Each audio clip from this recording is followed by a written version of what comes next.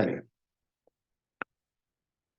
चलिए आगे हम चलते हैं। Treaty of Paris. Treaty of Paris के अंदर Madras will remain under the control of the British as per the part of this treaty the Chandernagore, ठीक है, वो जो होगा, and Pondicherry was return to the France and French would not fortify Pondicherry, Pondicherry को fortify नहीं करेंगे, ठीक है। इस ट्रीटी के साथ इनके this was the last nail in the coffin of the ambition of the France in the for the Indian empire. Indian empire का जो एम्बिशन वो लिखा रहे थे उसके अंदर होता है ना कि आखिरी कील ठुक गई उसके अंदर, ठीक है। British were not the dominant power in the India. British dominant power, तो ब्रिटिशर्स ने आते ही है ना आकर, देखो सब जगह पर सबसे पहले मद्रास को उन्होंने पकड़ा कि मद्रास जो है that is very very important, तो इस वाले एरिया को हमको हमको इसके ऊपर अपना साम्राज्य वर्चस्व स्थापित करना है ना। तो कहीं पर भी तुम जाओगे, देखो आप ये समझिए कि एक ऐसे लोग हैं जिनको, अगर मान लो ये जो लोग हैं ब्रिटेन से आए हुए हैं, ठीक है, इनको कुछ नहीं पता भाई यहाँ के राजा महाराजा कैसे हैं, इनको यहाँ की लैंग्वेज तक नहीं आती, और यहाँ पे सस्टेन करने के लिए ये स्ट्रगल कर रहे हैं, है ना। तो स्ट्रगल करने तो पहले इनको एक होल्ड चाहिए कि भाई एक एरिया पे हमारा होल्ड हो गया, मद्रास के ऊपर उनका होल्ड हो गया स्टार्टिंग से, पर मद्रास के ऊपर होल्ड हो गया, पर यहाँ पर आके फ्रांस ने इसका मामला खराब कर दिया, ठीक है। जब कैरिकल के अंदर पौंडीचेरी के ऊपर, ठीक है, इनके ऊपर जब फ्रांस का वो आया, इन्होंने करा, ठीक है, अपना फैक्ट्री फैक्ट्री बनाने लगे, तो इनका दिमाग खराब हो गया, तो उनको और ज्यादा फिर फ्रांस से लड़कर इन्होंने फिर मद्रास ले लिया अपना। पर स्टार्टिंग में उन्होंने मद्रास कैप्चर कर लिया था, और मद्रास के बाद उनकी नेक्स्ट जो उनकी वो थी निगाह थी, वो थी बंगाल, ठीक है। बंगाल को रिवेन्यू के लिए कि वहां से रिवेन्यू मिलेगा अपन को बहुत ज्यादा, उसके लिए करेंगे, पर वो अपन आगे चलकर पढ़ेंगे, ठीक है। तो अभी हम क्या कर रहे हैं, अभी हम थोड़ा सा याद कर लेते हैं, देखो कैसे आपको याद रखना है ट्रीटीज को। आपको ये तो याद हो जाएगा, फर्स्ट कार्नेटिक वार, सेकंड कार्नेटिक वार और थर्ड कार्नेटिक वार, ठीक है। ये क्या है, चप्पल है सर, ठीक है, और ये क्या है, इसके सर पे पड़ी है चप्पल, और ये क्या निकल गया सर, इसके सर से सर फूट गया है सर, खून निकल गया, खून रिस रहा है इसके अंदर से, रिस नहीं रहा वैसे फुवारे की तरह आ रहा है, पहले से याद करो, रिस रहा है, ठीक है। चप्पल एक्चुअली शेफल, ठीक है, पड़ी पुडुचेरी, ठीक है, ट्रीटी ऑफ पुडुचेरी, और रिस मतलब पेरिस। तो ये फोटो याद कर लो, ये फोटो याद हो जाएगी, आई होप दिस इज क्लियर। तो यहाँ पे चप्पल पड़ी और खून रिस गया पेरिस, इस तरह से आपको उसका याद है। क्या क्लियर है, this is clear with everyone. तो यहाँ पर इस तरह से आपको इसको याद करना होगा, ठीक है। तो इतना I hope this is clear to everyone. अब थोड़ा सा ना डुप्ले के बारे में और पढ़ लेते हैं, क्योंकि एक दो बार क्वेश्चन आ चुके हैं मेंस के अंदर, तो प्रीलिम्स के अंदर भी आ सकते हैं। देखिए डुप्ले जो था ना, वैसे तो उसके बाद अंदर बहुत सारी क्वालिटी थी, ठीक है, बहुत अच्छा क्वालिटी था, एक लीडर बनने की अच्छी क्वालिटी थी, मतलब एक मतलब श्रूड पॉलिटिशियन था ये, है ना, ऐसा मान सकते हैं अपन इसको। पर इसके साथ साथ ही इसके अंदर बहुत सारी खराबी भी थी, और वन ऑफ द रीजन कि फ्रांस इतना नहीं कर पाया इंडिया के अंदर वॉज डुप्ले, ऐसा बोला जाता है। इसे कुछ कुछ इसका स्वभाव ऐसा था जिसके कारण ये क्या था, ये एक तरह से गुड एडमिनिस्ट्रेटर होते हुए भी, गुड डिप्लोमेट होते हुए भी, इनकी क्वालिटी होते हुए भी इसका जो था, इसका इतना ये अपने हिसाब से कर नहीं पाया, ऐसा इसको हिस्टोरियंस इस तरह से बोलते हैं इसके लिए। तो according to historians Dupleix possess qualities of an administrator, diplomat and a leader besides having the political insight with a broad vision, ठीक है। आप देखो 10,000 लोगों को हरा दिया इसने 500 लोगों के साथ ही, ऐसा बंदा था ये। पर यहाँ पर इसके कुछ कुछ इश्यूज थे, जैसे एक तो इसका टेम्परामेंट का इशू था, ऐसे इसके ही लोग बोलते थे कि भाई इसका टेम्परामेंट बहुत कूल आदमी नहीं है, कभी भी टेम्परामेंट खो जाता है इसका, ठीक है, समझ में आ रहा है। कभी कभार किसी किसी सिचुएशन पे ये बहुत ज्यादा सोचने लग जाता था, इतना सोचना कि उसको बहुत ज्यादा टाइम दे देता था उस सिचुएशन को, और बहुत ज्यादा टाइम इसके अंदर दे दिया इस सिचुएशन को, तो इसके कारण क्या हो जाएगा, इसके कारण ये सिचुएशन का टाइम पीरियड ही निकल, मतलब सोचा तो सही, जैसे होता है ना कई कई चीज की हम सोचे तो सही है, पर सोचे इतना लंबा सोच गए, इतने टाइम लगा दिया कि वो अब उसका कोई रेलिवेंस ही नहीं रहा, वो एक्शन पहले लेना था, मतलब एक्शन जो होता है वो पहले लेना होता है, पर वो एक्शन नहीं ले पाता, वो सोचता ही रह जाता है। तो ये चीज देखिएगी इसके अंदर है ना, पुराना टाइम से अगर हम देखें डुप्ले के अंदर, तो ये चीज देखेगी। तो वन ऑफ द रीजन कभी ऐसा आ जाए ना कि फ्रांस का जो इंडिया के अंदर इतना अच्छा एक्सपेंशन नहीं हो पाया, ठीक है, तो वो क्यों नहीं हो पाया, तो आप ऐसे कहेंगे भाई इसलिए नहीं हो पाया क्योंकि one of the reason was Dupleix, तो दैट विल बी करेक्ट। मेरा बस ये कहने का मतलब है। कई कई बार वो बहुत ही ज्यादा ऑटोक्रेटिक बिहेव करता था डुप्ले, ऑटोक्रेटिक कि मैं ही हूँ सब कुछ। तो वहां के लोग जो हैं, उसकी जो खुद के आदमी है वही क्या थे, वही उसके अगेंस्ट में जाते थे। ठीक है, तो डुप्ले अगर हम देखेंगे तो Dupleix he hope to often for the long thus losing the advantage in the critical situation. Critical situation में थोड़ा सा हैंग सा हो जाता था वो। Peers of Dupleix did not like his autocratic behaviors and on many occasions quarreled with him on this matter. Dupleix was not a man of actions. He planned a campaign, directed his lieutenants, but never led any army in the battlefield like Clive. Robert Clive तो खुद battle में उतरता था, ठीक है, पर ये Dupleix नहीं उतरता था। France failed to capture Trinchupalli because the schemes thought out by the Dupleix could not be turned into action by his commander. Trinchupalli को वो ले सकते थे, है ना, पर वो नहीं ले पाए क्योंकि डुप्ले के जो थॉट थे उसको एग्जीक्यूट करने में दिक्कत हो गई। तो सोच अच्छा रहा है बंदा, पर एक्शन ओरिएंटेड नहीं है। समझ में आ रहा है? मैन ऑफ एक्शन उसके अंदर थोड़ा सा प्रॉब्लम है। तो इसके एक इस लिथार्जिक एटीट्यूड के कारण क्या हो गया, फ्रांस का एस्टेब्लिशमेंट यहाँ पर बिगड़ गया। ऐसा अपन अगर कभी क्वेश्चन आ रहा है तो ऐसा आप लिख सकते। ठीक है, दूसरे क्या रीजन थे कि भाई फ्रांस जो है वो पावर नहीं बन पाया। एक तो सबसे इंपॉर्टेंट रीजन जो मैं आपको बार बार कह रहा हूं कि यहां पर सबसे इंपॉर्टेंट रीजन है नेवी। जिसकी नेवी स्ट्रांग वो बादशाह।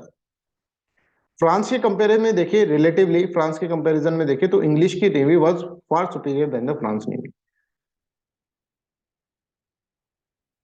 समझ में आ रहा है? दूसरी बात ये समझो कि इंग्लिश कंपनी जो थी ना, है ना, वो थी प्राइवेट कंपनी, प्राइवेट लिमिटेड।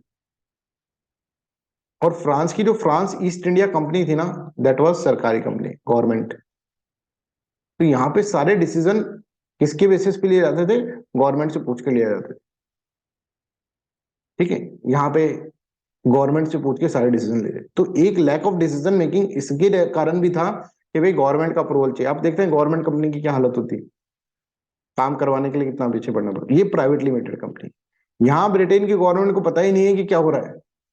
यहाँ ये नवाबों को मारे जा रहे हैं, इनको पता ही नहीं है। बाद में पता चलेगा, तब उनको पता चलेगा कि अरे भाई ये तो यहाँ पर, तो यहाँ पर कंट्रोल जो है वो अथॉरिटी है उनके पास, इनके पास अथॉरिटी नहीं है ना। अब ये आपको ये याद रखना पड़ेगा। तीसरा कि फ्रांस आते आते बहुत लेट हो गया ना साहब। फ्रांस जब आया, ठीक है, उससे पहले एक कलकत्ता, बॉम्बे, मद्रास, इनके अंदर 3 प्रेसिडेंसीज उन्होंने स्ट्रांगली अपनी कर दी थी। फ्रांस आया तो फ्रांस के पास अगर पूरे भारत के अंदर देखिए तो एक होल्ड सिर्फ पौंडीचेरी के अंदर उनका होल्ड था। बाकी सबके ऊपर होल्ड किसका था, ब्रिटेन का ही था। ठीक है, बाकी मतलब ब्रिटेन का काफी जगह पर होल्ड था। और देखा ब्रिटेन ने, आपने देखा कि किस तरह से जहांगीर के टाइम पर किस तरह से वहां पर आकर पॉलिटिकल नेक्सस से क्रिएट कर लिया था।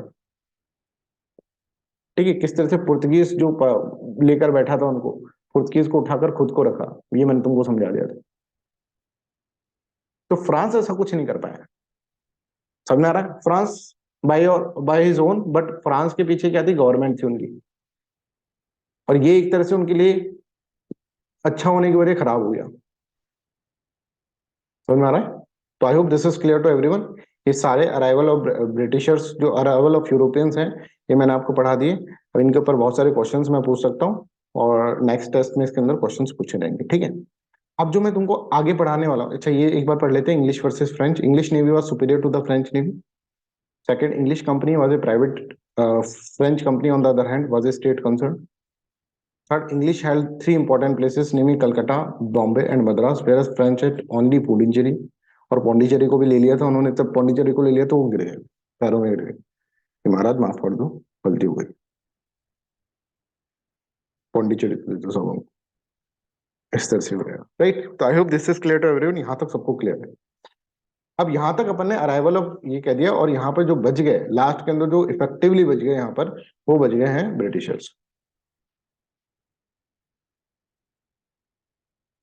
कि इन्होंने कहा अब हम ही हैं, है ना। अब ब्रिटिशर्स किस तरह से अपनी इस पावर को, जो पावर इन्होंने कैप्चर कर रखी है अभी, छोटी मोटी जो भी पावर है, उसको किस तरह से बढ़ाएंगे ईस्ट इंडिया कंपनी, ये अब हमको पढ़ने का विषय हो जाता है। तो अब जिस भारत के अंदर ब्रिटिशर्स आ रहे हैं, ठीक है, ये भारत के अंदर ब्रिटिशर्स जो आ रहे हैं अपने पांव जमा रहे हैं, उस वक्त भगवान की इसके ऊपर असीम कृपा है। क्या कृपा है उनके ऊपर? असीम कृपा है कि मुगल जो था, मुगल एम्पायर, वो डिक्लाइन के ऊपर है। मुगल ने बहुत सारे बड़े बड़े बादशाह देखे थे हमने यहाँ पर, तो ना, अकबर, जहांगीर, ठीक है, बाबर, हुमायूं, राइट। और यहाँ पर जाकर मुगल जो था वो क्या हो जाएगा? मुगल एम्पायर डिक्लाइन हो जाएगा। 1707 के अंदर मुगल का जो सबसे बड़ा बादशाह था, ठीक है, औरंगजेब, जो बहुत ही क्रूर था, ठीक है, औरंगजेब, और जिसके खिलाफ कोई जाने की सोच भी नहीं सकता था, उसकी डेथ हो जाएगी। समझ में आ रहा? अब ये समझिए कि पहले जब एक बड़ा राजा मरा इधर, और उसके बाद जो लेटर मुगल्स आए वो इतने पावरफुल नहीं थे, ठीक है। 1707 के अंदर औरंगजेब की जब डेथ होती है, औरंगजेब नीचे तक चला गया था पूरा। अब जब आप मिडिवल पढ़ेंगे तब आपको पढ़ाया जाएगा ये, कि नीचे तक पूरा साउथ के अंदर तक टच करके आ गया था। समझ में आ रहा है? तो 1707 के अंदर जब औरंगजेब की डेथ होती है, तो उसने बहुत सारी चीजें ले रखी हैं। अब सब, बंगाल का जो गवर्नर है वो उसके उसके अंदर काम कर रहा था, राइट। उसका गवर्नर था बंगाल का जो थे, मुर्शिद कुली खान, राइट, है ना। तो ये लोग जो थे ये सारे के सारे यहाँ पे नीचे थे। नीचे ऊपर देखे पंजाब, ठीक है, नीचे देखे हैदराबाद, मैसूर, ये सब पढ़ेंगे अपन, डिटेल में पढ़ेंगे, है ना। ये जो है ना अपने आप को इंडिपेंडेंट घोषित करने लग जाएंगे क्या, इनके मन में लड्डू फूटने लग जाएगा। एक बड़ा साम्राज्य गिर चुका है, मुगल का एम्परर मर चुका है, अब हम अपने हिसाब से काम करें। पहले उसके अंडर में काम करना पड़ता था, अब अपने हिसाब से काम करें। तो यहाँ पर ब्रिटिशर्स यहाँ पर रख रहे हैं। तो ब्रिटिशर्स यहाँ पर जब आ रहे हैं, तो यहाँ पर इसकी एंट्री बिल्कुल जब बढ़ने लगे 1707 के बाद, ब्रिटिशर्स यहाँ पर अगर देखेंगे तो यहाँ पर ये लोग आपस के अंदर भी लड़ रहे थे, ठीक है। कोई यूनिटी नहीं थी, कोई सेंट्रलाइज्ड एक गवर्नेंस नहीं थी जो कि फॉरेन पावर को रोक सके। इस तरह से यहाँ पर था। तो हम देखें तो मुगल एम्पायर डिक्लाइन हो गया, और पंजाब, बंगाल, हैदराबाद, मैसूर, इनके अंदर सब अपने अपने बोलने लगे कि हमको आजादी चाहिए, हम आजाद हो रहे हैं, और सब अपने अपने हिसाब से ऑटोनॉमी अपनी जो है वो लेने लग जाएंगे, क्योंकि लेटर मुगल की कोई सुनता नहीं था। समझ में आ रहा है? ये पढ़ाया जाएगा मिडिवल के टाइम पे, ठीक है। अब क्या होगा कि अब हम एक एक करके इन सब चीजों को पढ़ेंगे। सबसे पहले हम बंगाल पढ़ते हैं। बंगाल के अंदर क्या होगा?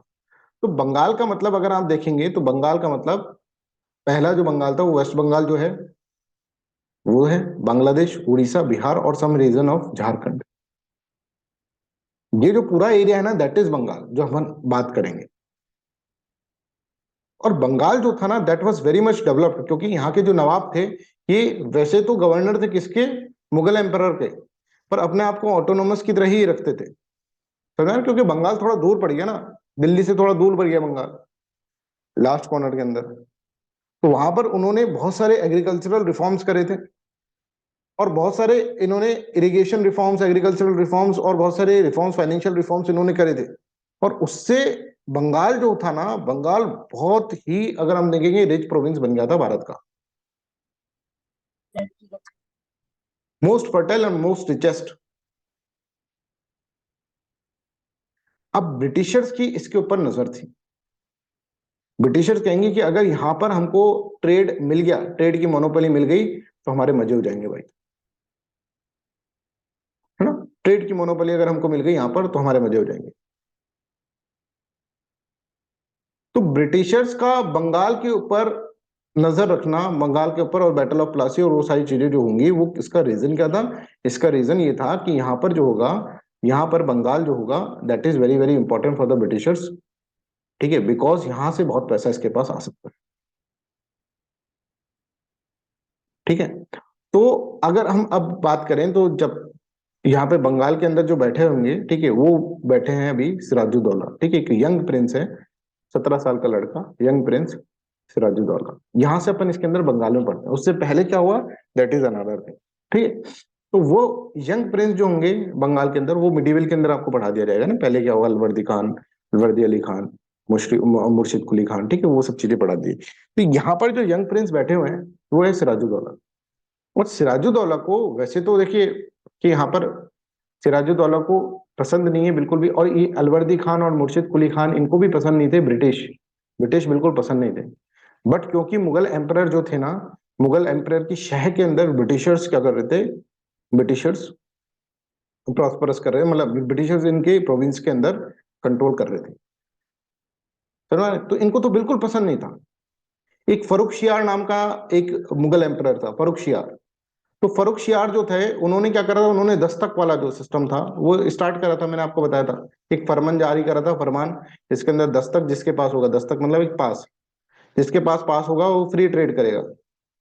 फ्री ट्रेड मतलब कि उसको ना इंपोर्ट ड्यूटी देना पड़ेगा ना एक्सपोर्ट ड्यूटी देना पड़ेगा, समझ में आ रहा है? तो इस तरह का उन्होंने फरुख शियार से क्या करवा लिया था ब्रिटिशर्स ने, ये सब चीजें चीन के पास, और ये लेकर ये घूमते थे। और मैंने कहा था आपको, वहां पर पढ़ाया भी था कि दस्तक का मिसयूज भी होता था, है ना, दस्तक का मिसयूज भी होता था, बताएंगे अभी इसके अंदर, ठीक है।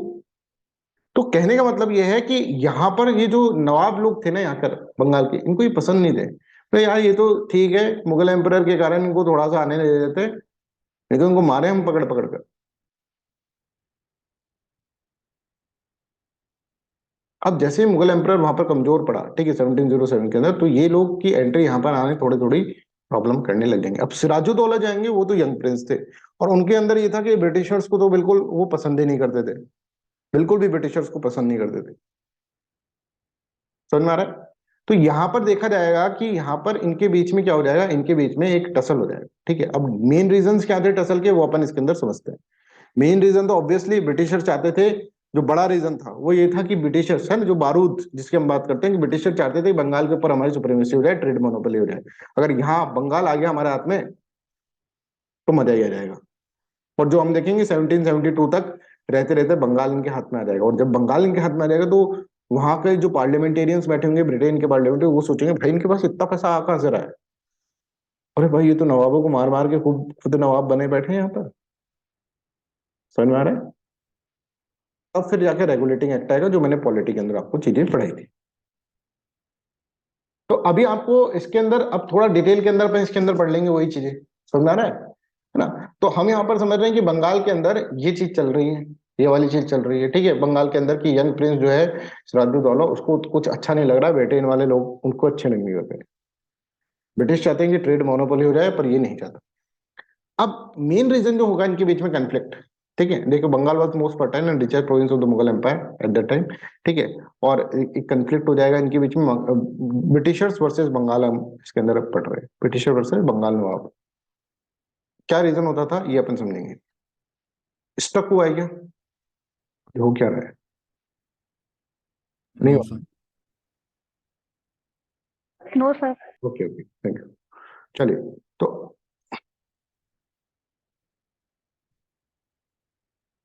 मैं दिव्या का थोड़ा, चलो, मेन रीजन क्या क्या थे ये अपन इसके अंदर पढ़ लेते हैं। मेन रीजन तो ये थे Britishers wanted to establish trade monopoly. Main reason किसका, Bengal nawabs versus Britishers. Britishers trade monopoly चाहते हैं, ठीक है। अब सब्सिडरी रीजंस क्या थे, एक एक करके मैं तुमको समझाता हूं। बंगाल के नवाबों को कभी भी ये पसंद नहीं था, वेदर इट इज मुर्शिद कुली खान, अलवर्दी खान या फिर सिराजुद्दौला, इनको कभी भी ये पसंद नहीं था कि ये यहाँ पर आकर, चलो फैक्ट्री एस्टेब्लिश कर रहे हैं, then it is okay. Calcutta के अंदर उन्होंने फैक्ट्री एस्टेब्लिश कर रखी है अपनी, पर यहाँ पे फोर्टिफिकेशन करते हैं ना, ये इनको पसंद नहीं है, किलाबंदी, है ना, किलाबंदी। फोर्टिफिकेशन मतलब क्या है, इस फैक्ट्री के आगे पूरा का पूरा किलाबंदी ही कर रहे हैं। अब किलाबंदी जो होता है ना, किला बनाना, किला बनाना किसका काम है, रॉयल काम होता है किला बनाना, रॉयलिटी, है ना, राजा महाराजा बनाते हैं किले, ये लोग किला क्यों बनाते हैं यार? और किले बनाते हैं, और इसके अंदर हमको क्या पता क्या क्या रख रखा है, ये कहते हैं हमने अपना सामान रख रखा है, पर ये तो इनको पता चला कि यहाँ पे सामान के साथ साथ यहाँ पे असला बारूद भी रखा जा रहा है। तो एक तो किला बनाने की जरूरत क्या है तुमको, तुम कंपनी, तुम ये खोलो, फोर्टिफिकेशन मत करो, फैक्ट्रीज खोल लो, ठीक है, क्योंकि तुमको मुगल एम्पायर के अंदर कहीं पे भी फैक्ट्री खोलने का अधिकार तो मिल ही चुका है, जहांगीर ने दे दिया था कैप्टन बेस्ट को, थॉमस रॉय बेस्ट को। तो तुम फैक्ट्री खोलो भाई, फोर्टिफिकेशन, किलाबंदी क्यों करो, किलाबंदी करने का काम मेरा है ना, मैं हूं ना नवाब। और किलाबंदी इज रिलेटेड विद रॉयल्टी, कि रॉयल लोग किलाबंदी करेंगे भाई, अब मैं थोड़ा ना अपने घरों के घर को किला बनाकर बैठ जाऊंगा, आम आदमी बैठ जाएगा, फिर राजा का मतलब क्या? तो राजा की राजशाही जो दिखती थी वो किले से दिखती थी, देखो भाई कितना बड़ा किला बना है, अब ये जगह जगह किले बना रहे हैं। तो ये बोलेंगे भाई देखो फोर्टिफिकेशन रोको, सीधा सा बात बोलेगा फोर्टिफिकेशन रोको। ठीक है, तो यहाँ पर देखिए ब्रिटिश वांट टू, ये हो जाएगा एडिशनल फोर्टिफिकेशन ऑफ कलकत्ता, है ना, by East India company without permission of nawab Bengal. और ये परमिशन भी नहीं लेते, साहब फोर्ट बना दिया, किलेबंदी कर दी। तो सिराजुद्दौला बोलेंगे भाई फोर्ट बनाना किसका काम है पता है? रॉयल लोगों का, हम नवाबों का। हमारी बराबरी करोगे तुम, हैं? हमारी बराबरी करोगे तुम लोग? और फोर्ट बनाने का कुछ रोल होता है? आओ पूछो हमसे, फोर्टिफिकेशन करने के लिए साहब ऐसा ऐसा है, रूल्स रेगुलेशन फॉलो करो। तुम ये क्या, क्यों तो नहीं घुसने देंगे किसी को, सैनिक जा रहे हैं उनको रोक रहे हो, कल को मेरे को रोक दोगे तुम तो बोलेंगे भाई फोर्टिफिकेशन का कुछ रोल होता है, ये सिर्फ रूलिंग इलीट क्लास के लिए ही होती है ना, रॉयलिटी है इसके अंदर, इलीट क्लास के होते हैं। और तुम फोर्ट बना रहे हो तो हमें, हम क्या है, हम क्या बैठे हैं यहाँ पर? हमको अपनी सोवरेनिटी खतरे में लगेगी ना, कि भाई एक फोर्ट बना रहे हैं, किला बना रहे हैं, एक एक देश के एक जगह के अंदर तीन चार फोर्ट सोच सकते हैं क्या? तो आज मान लो सामने वाला कोई आया, कोई नया आदमी, वो कंफ्यूज रहेगा भाई ये राजा है कि ये राजा है, समझ रहा है? तो हमारी बराबरी करना छोड़ दो। ठीक है, forts are generally meant for the ruling elite class, symbol of sovereignty, इस तरह से माना जाता है। तो एक रीजन तो ये था, fortification, additional fortification of Calcutta. Calcutta के अंदर जो उन्होंने अपनी वो खोल रखी थी, फैक्ट्री खोल रखी थी, उसके अंदर फोर्टिफिकेशन करे जा रहे थे। और ऐसी भी खबरें आ रही थी कि यहाँ पर जो है ना ये असला बारूद ये इकट्ठे कर रहे हैं। दूसरा जो था that is dastak, misuse of dastak by the employ of East India company. दस्तक दिया गया था ईस्ट इंडिया कंपनी को, ईस्ट इंडिया कंपनी के एम्प्लॉय, मान लीजिए मैं मान लो ईस्ट इंडिया कंपनी का वो हूँ, ठीक है, एम्प्लॉय ईस्ट इंडिया कंपनी के रेफरेंस में जब भी कहीं पे ट्रेड हो रहा है, तो मैंने कहीं इंपोर्ट करा, एक्सपोर्ट करा, उसके ऊपर ड्यूटी और टैक्सेस जो है वो नहीं देंगे। दस्तक का मतलब ये है, ठीक है। तो दस्तक का मतलब एक पास है वो दिखा दे। अब ये मैंने ना अपना एक प्राइवेट बिजनेस स्टार्ट करा, चलो ईस्ट इंडिया कंपनी तो था ही, मैंने अपना एक प्राइवेट बिजनेस भी स्टार्ट कर दिया, प्राइवेट बिजनेस, कि भाई 100 कपड़े आते थे तो 10 कपड़े मैं अपने भी मंगवा लेता था, ठीक है, और मैंने अपना एक शॉप खोल दिया और यहाँ पर मैं ट्रेड कर रहा हूँ।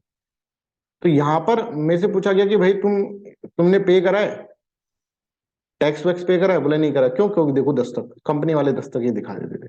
तो यहाँ के जो लोकल एम्प्लॉयज थे वो अपने प्राइवेट ट्रेड स्टार्ट करने लग गए, यहाँ के जो एम्प्लॉयज थे ईस्ट इंडिया कंपनी के। और ये कहीं फरमान में नहीं लिखा हुआ था कि फरमान ईस्ट इंडिया कंपनी को दिया गया था, पर ईस्ट इंडिया कंपनी के जो एम्प्लॉयज थे वो अपने लोकल लोकल बिजनेस स्टार्ट कर देंगे वहां पर इंडिया के अंदर, दुकान खोल लेंगे और वो यूज करने लग जाएंगे। अब इससे अल्टीमेटली किसको नुकसान हो रहा था? बंगाल की ट्रेजरी को, बंगाल के खजाने के अंदर पैसा नहीं आ रहा था। समझ में आ रहा है? तो I hope this is clear. मैंने तुमको तब जब पढ़ाया था ये, क्योंकि मैं पढ़ा चुका हूँ, दैट्स वाई मैंने मतलब तुमको बेसिक से नहीं बताया कि एक फरमान होता है, फरमान, और एक दस्तक होता है, इसके बीच में अंतर मैंने बताया था तुम्हें उस वक्त क्लास के अंदर, ठीक है। फरमान क्या है? जो मुगल एम्परर जारी करता है, जैसे फरुख शियार मुगल एम्परर था, उसने फरमान जारी करा 1717 के अंदर। क्या फरमान जारी करा कि ईस्ट इंडिया कंपनी जो हो गए उनको हम बंगाल के अंदर और हैदराबाद के अंदर और सूरत के अंदर हम क्या करेंगे? दस्तक प्रोवाइड करेंगे, दस्तक यूज करेंगे, मतलब फ्री ट्रेड, मतलब उनके ऊपर कोई ड्यूटी नहीं लगी, एक्स्ट्रा ड्यूटी नहीं लगी, इंपोर्ट ड्यूटी, एक्सपोर्ट ड्यूटी, ये सब चीजें नहीं लगी। जिसके हाथ में दस्तक, अब ये क्या थे, इनके जो एम्प्लॉयज थे वो करप्शन करने लग गए, ठीक है। करप्शन कैसे करने लग गए? कि खुद की दुकान खोल ली और खुद की दुकान के अंदर कोई पे नहीं कर रहे टैक्सेस। अब नवाब कहेगा भाई तेरे को, तू तू कहां से दस्तक दिखा रहा है भाई? बोले हमने तो, बोले ऐसे फरमान में तो लिखा, तो फरमान में जो लिखा हुआ है उसके बेसिस पे दस्तक ना देकर ये अलग तरीके से दस्तक दे रहे हैं।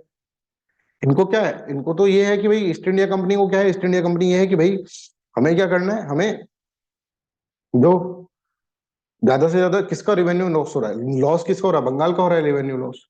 तो यहाँ पर मिसयूज ऑफ दस्तक हो जाएगा। तो दस्तक क्या था? इसे free pass issued by the Calcutta council of East India company, मैंने आपको बताया था, employees for you doing the trade in Bengal, Bihar, Orissa, ठीक है, without paying taxes and duty, बिना टैक्सेस और ड्यूटी पे करे। ठीक है, बाद में ये हैदराबाद सूरत इनके लिए भी हो गया था, right. Dastak was based on the farman issued by the Farrukhsiyar in 1717।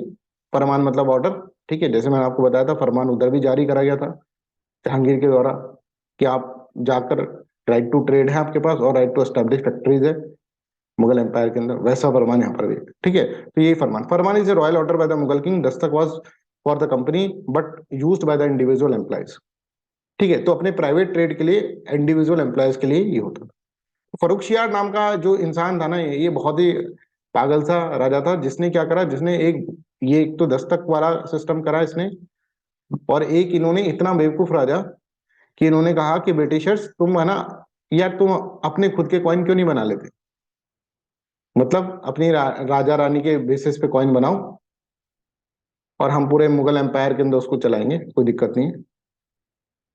मतलब कॉइन मिंट करने का अधिकार भी दिया था फर्रुखशियार ने इनको, कि बॉम्बे के अंदर कॉइन मिंट की इन्होंने फैक्ट्री खोली, ठीक है, और उसके अंदर क्या करते थे, कॉइन मिंट करते थे अपने नाम से, और वो पूरे के पूरे भारत में चल रहा है, वो मुगल एम्पायर के अंदर चल रहा है।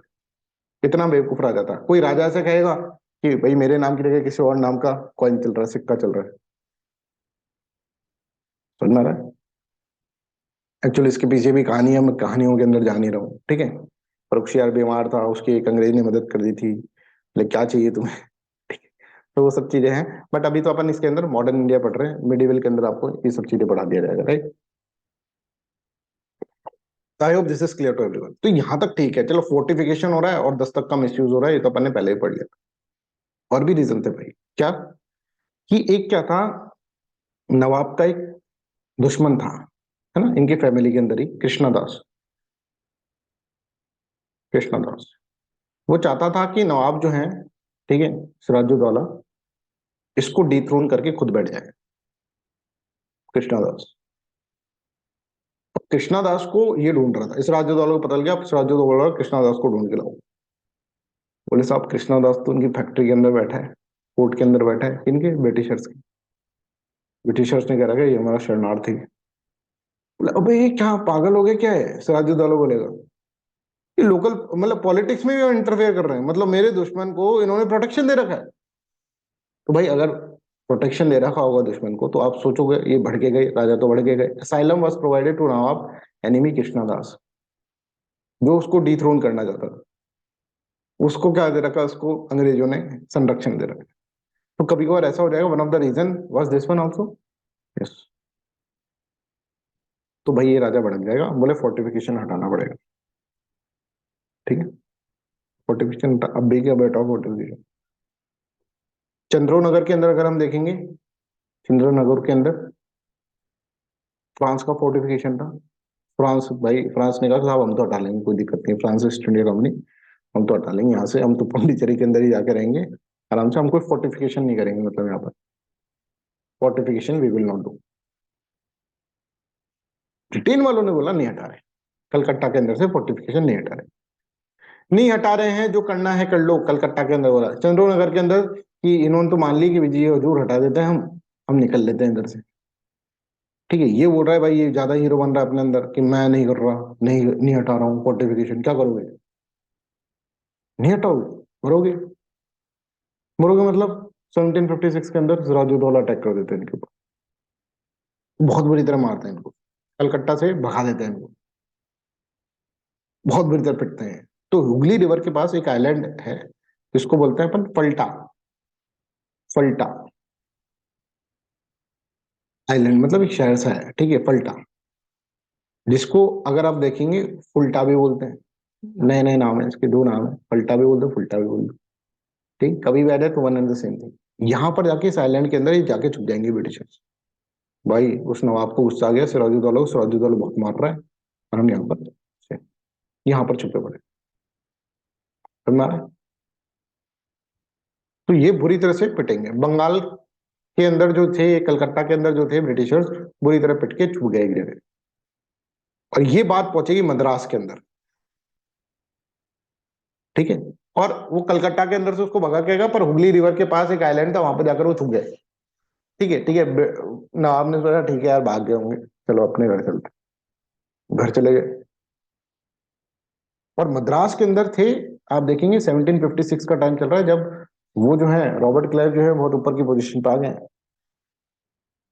तो रॉबर्ट क्लाइव को पता चलेगा ऐसा हो गया, वो सीधे फोन घुमाएगा, भैया ऐसा ऐसा हो गया है, क्या करें, ऊपर के लोगों से बोले जाके यार उनकी मदद करो। और रॉबर्ट क्लाइव जाकर यहाँ पर पहुंच जाएगा, इनके पास यहाँ पर पहुंच जाएगा और मद्रास के अंदर से अपने सैनिक लेकर यहाँ पर आ जाएगा। बोले भाई डरने की कोई बात नहीं, कोई दिक्कत नहीं, मैं आ गया। ठीक है, समझ रहे हो, सीरीज ऑफ इवेंट समझो। 1756 के अंदर Sirajuddaula attack Calcutta. The company fled and took shelter in the Fulta. Fulta एक आइलैंड है या फल्टा, ठीक है, आइलैंड है in Hooghly river. Siraj thought he had won, but he had just won a battle not a war. अभी उसने सोचा कि हम जीत गए, वो जश्न मनाने लग गए। मद्रास से रेइंफोर्समेंट आ चुका था। और यहाँ पर देखिए, it did not chase East India company up till Fulta, ठीक है, उनको पीछे लगा नहीं वो, ठीक है। The company on the other hand received help from the Madras which came under the leadership of Robert Clive. और रीइंफोर्समेंट मद्रास से आ जाएगा, और इसके अंदर arrived under the leadership of Robert Clive and Charles Watson, बहुत दोनों बहुत माने हुए लीडर। और ये जाकर वापस से रिकैप्चर कर लेंगे कलकत्ता, ठीक है, कलकत्ता के फोर्ट को वापस से अपना बना लेंगे। अब वो भाई अपने आराम से जाकर बैठा था अपने घर में, उसको लगा कलकत्ता का फोर्ट, वो सोचा कि मैं जाकर बचाऊं। और इंग्लिश जहां पर वो बैठा था ना, वहां पे वो अमीर चंद के घर पे बैठे थे, ठीक है, वहां पर जाकर, अब ये तुमको याद नहीं रखना है, ठीक है, वहां पर जाकर अटैक कर देंगे ब्रिटिशर्स उसके ऊपर। एक सडन अटैक करेंगे सुबह सुबह कोहरे में, ठीक है। तो nawab on his part march to the Calcutta but retreated when the English surprised him in an early dawn attack near the Calcutta. है ना, तो नवाब डर के वापस आ जाएगा वापस। और नवाब को वो कहेंगे कि अब अगर तुम नहीं मानोगे तो हम मारेंगे तुम्हें। नवाब कहेगा भाई ये तो बाजी पलट दी इन्होंने। नवाब उस अटैक से थोड़ा डर भी जाएगा। इंग्लिश वाले बोलेंगे ट्रीटी साइन कर लो, ट्रीटी के अंदर वो जो फरमान है ना, उसको जैसा हम कहेंगे वैसे तुमको लगवाना पड़ेगा। अब यहां पर आपको ये समझना है, एक देखिए, कि ट्रीटी एक्सेप्ट कर लो, वो नवाब जो कि अपने सोवरेनिटी के लिए लड़ रहा था, वो वापस से ट्रीटी साइन क्यों कर लेगा? इसका एक रीजन ये है, जो इंपॉर्टेंट रीजन है, कि अहमद शाह अब्दाली का नाम सुनो, अहमद शाह अब्दाली, ठीक है। अहमद शाह अब्दाली जो था अफगान से आया था, दिल्ली को लूट रहा था। और ऐसा था कि दिल्ली को लूटने के बाद वो जाएगा बंगाल के अंदर। और ये सोचना है कि अभी हमें अहमद शाह अब्दाली से निपटना है। अभी अगर हम ब्रिटेन से लड़ने लग गए तो अहमद शाह अब्दाली मौके का फायदा उठाकर हमको तो बिल्कुल खत्म कर देगा। तो हमारा ये सोच चली उधर उस वक्त। तो वहां के उनके जो जो मिनिस्टर्स थे सारे, ठीक है, वो कहेंगे कि भैया अभी भलाई इसमें है, ब्रिटिशर से लड़ाई ना करें, एक दो दो फ्रंट पे वार अपन नहीं लड़ पाएंगे। अहमद शाह अब्दाली आने वाला है, उसके लिए हमको क्या करना चाहिए, हमें चीज करनी थी। तो कई लोग तो ऐसे बोलते हैं कि राजा डर गया, नवाब डर गया। कई लोग ऐसे बोलते हैं कि नहीं नहीं, नवाब ने इस इस चीज से कि भाई अहमद शाह अब्दाली और इनसे एक साथ ना लड़के, अहमद शाह अब्दाली को पहले टैकल कर लो फिर इनको टैकल कर लूंगा, इस तरह से का।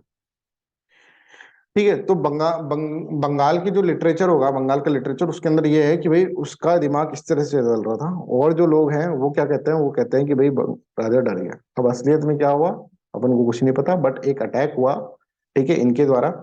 रिइंफोर्समेंट जो मद्रास के अंदर आया, मद्रास के द्वारा रिइंफोर्समेंट आया, रॉबर्ट क्लाइव और चार्ल्स वाटसन। इसको अब लोग बाग है ना, इस नाम को याद कर लेते हैं, रॉबर्ट क्लाइव को, चार्ल्स वाटसन को भूल जाते हैं, है ना। ये भी मिलिट्री कमांडर थे, चार्ल्स वाटसन, इन दोनों के लीडरशिप के अंदर लड़ा गया। तो चार्ल्स वाटसन आ जाए लिखा हुआ तो घबरा मत जाना, ठीक है। The nawab on his part march to the Calcutta but retreated when the English surprised him in an early dawn attack near the Calcutta. The English asked him to sign a treaty which he did as advised by the principal advisers in the ministers. उनके ministers और principal advisers ने कहा कि भाई साहब कर लो treaty, जबरदस्ती का इनसे पंगा मत लो, क्योंकि हमको अभी अहमद शाह अब्दाली का डर लग रहा है। समझ में आ रहा है? तो देखो, मेन प्रोविजन क्या थे, वही सब थे कि देखिए, nawab will allow the English all the privileges sanction to them by the Farrukhsiyar farman of 1717। और उसका इंटरप्रिटेशन की फर्रुखशियार फरमान क्या है, वो ब्रिटिशर से करेंगे भाई ये सब चीजें। All the English goods passing through the Bengal with the company's dastak will be exempted from the custom duties. जिसके पास भी होंगे, अब चाहे किसी के पास भी हो दस्तक, है ना, वो करेगा, चाहे प्राइवेट के पास हो चाहे पब्लिक कंपनी के पास हो। The nawab will permit the English to fortify Calcutta without the hindrance. बिना हिंड्रेंस के फोर्टिफाई करें किसको? कलकत्ता को हम फोर्टिफाई करेंगे, आप कुछ नहीं बोलेंगे। और इंग्लिश विल हैव, ठीक है, English will have liberty to coin the money in the Calcutta, कि कलकत्ता के अंदर हम कॉइन करेंगे मनी। तुमको इसके अंदर कोई दिक्कत नहीं होनी चाहिए। This was a very much humiliating for the nawab. Nawab ने खून का घूंट उठाया और पी गया। ठीक है, खून का घूंट पीते ना, वैसे पी, सॉरी, अपमान का घूंट पीते है ना, तो वो सब पी गया। राइट, तो देखो, one of the reason of accepting treaty was threat of an impending Afghan invasion under the Ahmad Shah Abdali. ये आपको किताबों के अंदर नहीं है, ठीक है ना, जो भी मॉडर्न हिस्ट्री की बुक्स हैं, तो पर ये क्वेश्चंस पूछे जाते हैं। सुन रहा है? Who was reportedly moving towards the Bengal after the sack of the Delhi. Delhi को लूटने के बाद 1756 के अंदर वो बंगाल की तरफ ही मूव कर। This treaty is known as treaty of Alinagar. इस ट्रीटी को अलीनगर की ट्रीटी बोला। 9 फेब 1757 को ये ट्रीटी साइन हुई, है ना। अब क्या होगा? अब यहां पर आप देख रहे हैं 1756 से लेकर 1763 तक वार चल रहा है, थर्ड कर्नाटिक वार, है ना। और चंद्रा नगौर से फोर्टिफिकेशन हट चुका है, किलाबंदी हट चुकी है, क्योंकि उन्होंने नवाब की बात मान के फोर्टिफिकेशन हटा दिया। और ब्रिटिशर्स ओवर कॉन्फिडेंट है कि नवाब जो है बंगाल का, उसके साथ बहुत ही ह्यूमिलेटिंग ट्रीटी करी, ट्रीटी ऑफ अलीनगर। ब्रिटिशर ऐसे कॉन्फिडेंस में, ब्रिटिशर उठ के चंद्रनगर के ऊपर अटैक कर देंगे, इनकी फैक्ट्री के ऊपर अटैक कर देंगे, क्योंकि वार तो चल ही रहा है। हमने कहा ना, चंद्रनगर की फैक्ट्री जो होती है वो कैप्चर कर लेंगे, फिर लास्ट के अंदर ट्रीटी ऑफ पेरिस के अंदर उन्होंने चंद्रनगर की फैक्ट्री दी, तो यहाँ पर इस टाइम पर ये कैप्चर कर लेंगे। 1757 का बात चल रहा है, अलीनगर ट्रीटी के बाद। अब जो होगा, नवाब वो बहुत ही ज्यादा फ्यूरियस हो जाएगा, बोले यार ये लोग तो मानेंगे नहीं, ये लोग या तो मैं मरूंगा या ये मरेंगे, ठीक है। तो अब ये जो है ना अपना तैयारी करने लगा, इसने सोचा अपन अलायंस बनाएंगे, ये सब चीजें करेंगे, है ना, इधर। पर यहाँ पर ब्रिटिशर्स के रॉबर्ट क्लाइव जो है ना, वो अलग ही डायमेंशन में भाई खेल रहा है। उसको भी पता था ये जो नवाब है ना, इसको बहुत ही ह्यूमिलेटिंग ट्रीटी और इनका जो है रेस्पेक्ट, सेल्फ रेस्पेक्ट, डिग्निटी, ये हैम्पर हुई है, तो ये भाई आकर हमको डसेगा किसी दिन। क्यों? बोला इसका मेन आदमी कौन है? बोले मीर जाफर। बुलाओ उसको, मीर जाफर, है ना। मीर जाफर को बुलाया, मीर जाफर को बोला भाई देख, एक काम करेंगे, तेरे को नवाब बना देंगे, अभी हमें ना युद्ध करने वाला है, हमारे बीच में युद्ध होगा, युद्ध विल बी इनएविटेबल, चुपचाप से हमारा साथ दे देना मीर जाफर। समझ में आ रहा है? पहला पॉइंट ये बोल दिया उनको। मीर जाफर ने बोला ठीक है साहब। फिर उसको बोला कि मीर जाफर तुम अब ये बताओ कि यहाँ पर और कौन कौन है इंपॉर्टेंट आदमी। मीर जाफर बोलेगा भाई इसके पास आधा पैसा तो पता है कहाँ से आता है, क्यों आपके पास? यहाँ पे हमारे बहुत सारे बिजनेसमैन हैं, उन बिजनेसमैन को अपनी तरफ कर दो। तो एक थे जगत सेठ, तो जगत सेठ को बुलाया गया। बोले सेठ भाई साहब, हम कर रहे हैं नवाब का कत्ल, ठीक है, थोड़े दिनों में, तो तुम हो जाओगे बेघर बिना नवाब के, तो इट्स बेटर कि तुम हमारा ही साथ दो, क्योंकि फिर नहीं दोगे तो नवाब के उसके बाद फिर हम तुमको मारेंगे। एक थे ऐसे ओमीर चंद, ओमचंद, ओमी चंद, ठीक है, जिसको आमिर चंद भी बोलते हैं, आमिर चंद। उसको बोला तेरे को पैसा दे दिया करेंगे हम, कुछ कुछ परसेंटेज पैसा तेरे को दे देंगे, तुम सब गद्दारी कर दो, गद्दार बन जाओ तुम। एक थे माणिक चंद, ये ऑफिसर थे, माणिक चंद ऑफिसर, इनको भी अपने साथ मिला लिया। ऐसे बहुत सारे लोगों को इन्होंने इस तरह से मिलाया। एक थे राय दुर्लभ, राय दुर्लभ, और एक लेडी भी थी, उनका नाम याद नहीं है मेरे को, भी अभी बता देंगे। राय दुर्लभ थे, एक खजांची थे आपके। तो सब इंपॉर्टेंट पोस्ट वाले लोगों को इन्होंने अपनी साइड कर रखा, ब्रिटिशर्स। इसको पता ही नहीं नवाब को, नवाब सोच मैं अलायंस बनाऊंगा, मैं लड़ूंगा इनसे, एक दिन ऐसा आएगा। घसीटी बेगम, यस, घसीटी बेगम, वो इनकी आंटी थी नवाब की। यस घसीटी बेगम। ना सोच रहा मैं लड़ूंगा लड़ूंगा लड़ूंगा, पीछे देख रहा है इसका पूरा, पीछे जो थे ना एक एक करके ब्रिटिशर्स ने सबको ले लिया, पीछे मुड़ गया भाई कोई है ही नहीं, कहाँ से लड़े। समझ में आ रहा है? तो ऐसा हुआ कि यहाँ पे गद्दार कौन कौन थे, कौन कौन जो लोग थे, एक मूवी आई थी यार गद्दार, ठीक है, तो कौन कौन लोग गद्दार थे, तो एक तो ये समझो कि ऊंचे लोगों की ऊंची पसंद, माणिक चंद पान मसाला, ठीक है, तो ये गद्दार लोग इसको खा रहे थे, ठीक है, माणिक चंद दिया था कि भाई माणिक चंद पकड़ो, तो माणिक चंद एक पर्सन है, ठीक है, माणिक चंद से ही आप एक याद कर लो आमिर चंद, ये भी गद्दार, ठीक है, या फिर उमी चंद, ये इसकी है ना, कई किताबों में उमी चंद भी लिखा है, तो माणिक चंद और उमी चंद, तो ये चंद चंद तो याद आ जाएगा आपको, ठीक है। एक आदमी था जो कि बहुत ही दुर्लभ दुर्लभ हो रहा था, मतलब दिखता ही नहीं था आजकल, वो बोलते थे ना, बोलते थे भाई वो कहाँ गया आजकल, दिखते नहीं, ईद के चांद हो रहे हैं, वो कहाँ बैठे रहते थे ब्रिटिशर्स के साथ ड्रिंक कर रहे हैं, दुर्लभ हो गए, मतलब दिख नहीं रहे, तो राय दुर्लभ ऐसे याद कर लेना, दुर्लभ। और एक घसीटी बेगम को तो याद करने की जरूरत नहीं है, याद या तो वो याद रहेगा या भूल जाओगे, ठीक है, घसीटी बेगम, घसीटी बेगम, कुछ ऐसे कर लो, घसीट घसीट के उसको अपनी साइड कर लिया, घसीट लिया उधर, है ना, राजा की तरफ से घसीट लिया उसको, घसीटी बेगम। तो ये जो है ना Mir Jafar, he became the first titular nawab of Bengal paving, देख अब मीर जाफर हुआ, जगत सेठ हुआ, ओमी चंद और आमिर चंद हुआ, माणिक चंद हुआ, राय दुर्लभ हुआ और घसीटी बेगम हुआ। समझ में आ रहा है? ये सब इसके साथ चले गए। अब इनका क्या क्या अगर आप देखेंगे ना, देखो जो ट्रेटर्स होते हैं ना, जो वादा खिलाफी करते हैं, जो षड्यंत्र करके करते हैं, इनकी लाइफ अच्छी नहीं रहती है।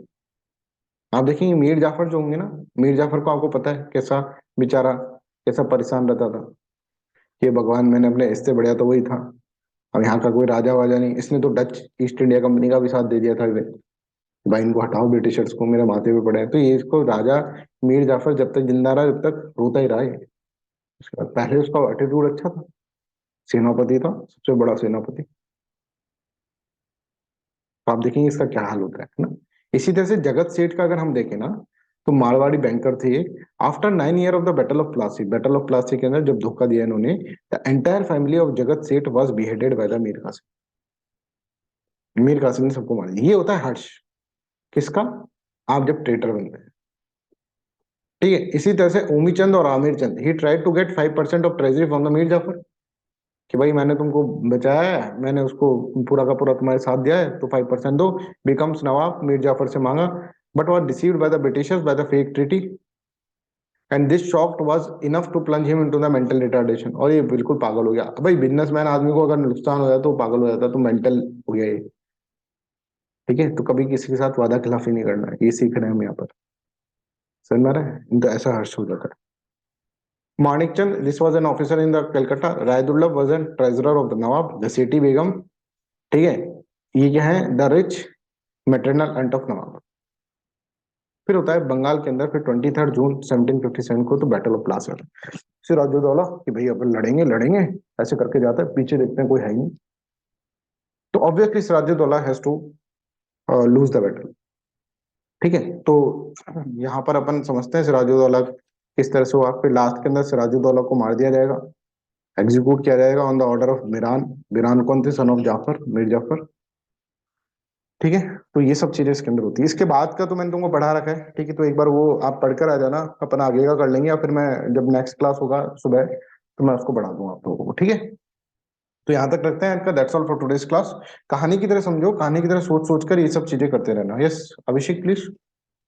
सर अगर पॉसिबल हो ना सर, तो इसकी पीडीएफ और लेक्चर सर आज ही मैं अभी अपलोड कर दीजिएगा क्लास सर प्लीज। स्टार्टिंग में बोल दिया था वैसे, 10 मिनट के अंदर पीडीएफ दे देंगे, ठीक है, दे देंगे। अच्छा सर, वो लेट ज्वाइन किया था सर मैंने, इसलिए ध्यान नहीं है सर।